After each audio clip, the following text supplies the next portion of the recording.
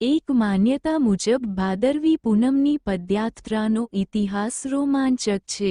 પાટણના શિહોરીના રાજમાતાના રાજકુંવર ભીમસિંહને 55 વર્ષ થયા હોવા છતાં એક પણ સંતાન હતું નહીં, એટલે કે સંતાનની ખોટ હતી.